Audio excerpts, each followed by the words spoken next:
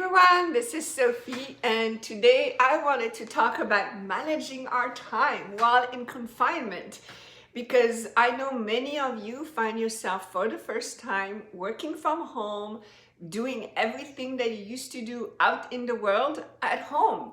And it may feel like you have a whole lot more time to do the things that you said you would do. And then by the end of the day, you're like, what did I do today?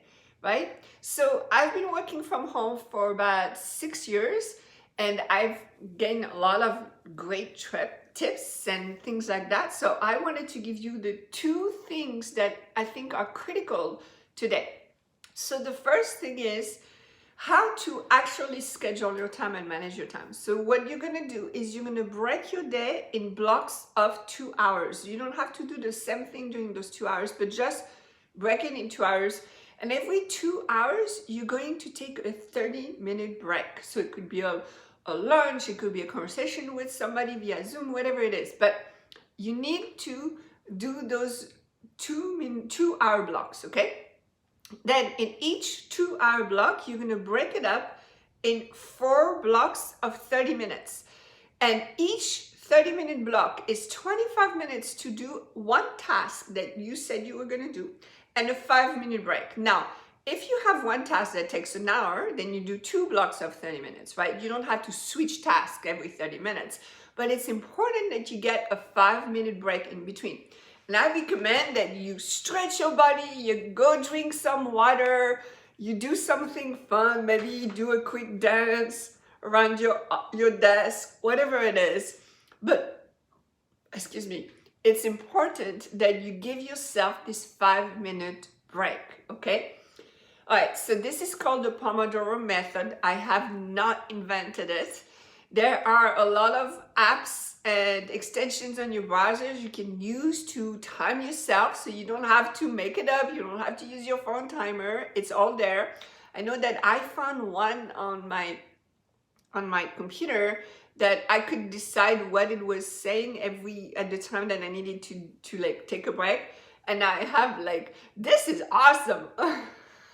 So that was a fun one. I think I switched to an app on my phone because it was taking too much of my computer, but that's an option, right?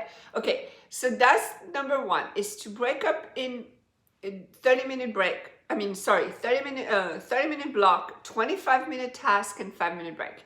Because it has been proven by many different scientists that you cannot be creative for more than 20-25 minutes. Of course, I'm sure there's somebody out there who's going to want to prove me wrong. So go for it, prove me wrong. But generally speaking, you cannot be very much focused or creative more than 20 or 25 minutes at a time.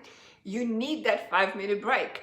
And I recommend that you do something that really makes you like break out and just focus on your body, because your body needs attention, right? I know I've been sitting on my chair all day and I'm like, oh my gosh, I can't feel my feet because I'm never on my feet anymore. So you've got to do that. You've got to take that 5-minute break and that 30-minute break every 2 hours. Okay, so that's number one.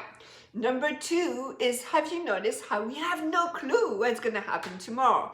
And therefore, I find that many of us do not give ourselves deadlines on things, right? So we're like, yeah, eventually I'll do that. Yeah, eventually I'll write this, or write that, or create this, or create that. And we don't do it because we don't have a deadline for it. So you need to give yourself deadlines. You need to be like, okay, by this time, I'm going to be doing this. Not only do you give yourself deadlines, but you also either reward yourself or punish yourself, depending on what works for you. Many people are different. And you're going to, depending on what you've done, you're going to give yourself either a reward or a punishment. So punishment could be that you have to give $100 to the least favorite thing ever, right? Like maybe your opposite political party, whatever it is.